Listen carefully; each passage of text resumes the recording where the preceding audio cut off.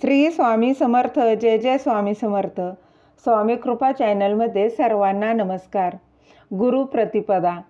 प्रतिपदा शुक्ल पक्ष आणि कृष्ण पक्ष या दोन्ही पक्षात येते.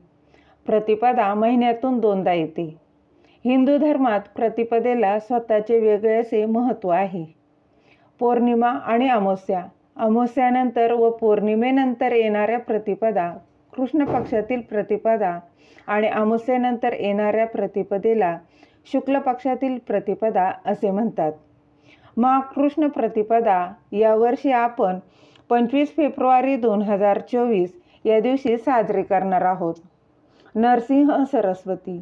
नरसिंह सरस्वती हा दत्तात्रेयांचा दुसरा अवतार आणि श्रीवल्लभांचा उत्तराधिकारी मानला जातो. त्यांनी माघ कृष्ण प्रतिपदेला त्यांचे अवतार कार्य पूर्ण केले, म्हणूनच या तिथीला गुरुप्रतिपदा असे म्हणतात. गुरुप्रतिपदा हा अतिशय विशेष आणि महत्त्वाचा सण आहे. महाराष्ट्रात हा सण मोठ्या उत्साहाने साजरा केला जातो.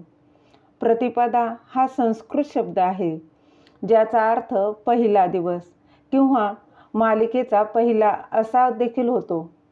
हिंदू धर्म आणि भारतीय संस्कृतीत हा शब्द नवीन चंद्र चक्राचा पहिला दिवस किंवा सण किंवा उत्सवाचा पहिला दिवस म्हणून वापरला जातो.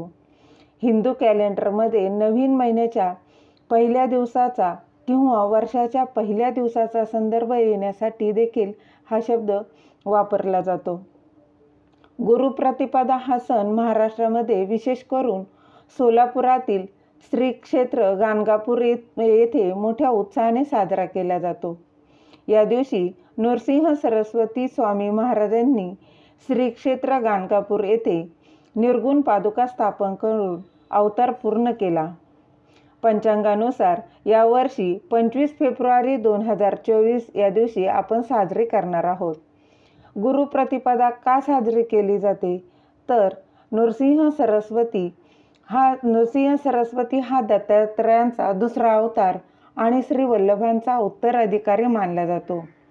त्यांनी माघ कृष्ण प्रतिपदेला त्यांचे अवतार कार्य पूर्ण केले, म्हणूनच या प्रतिपदेला गुरुप्रतिपदा असे देखील म्हणतात. तुम्हाला ही माहिती आवडली असेल तर लाईक करा, शेअर करा, सबस्क्राईब करायला विसरू नका. श्री स्वामी समर्थ. जय जय स्वामी समर्थ.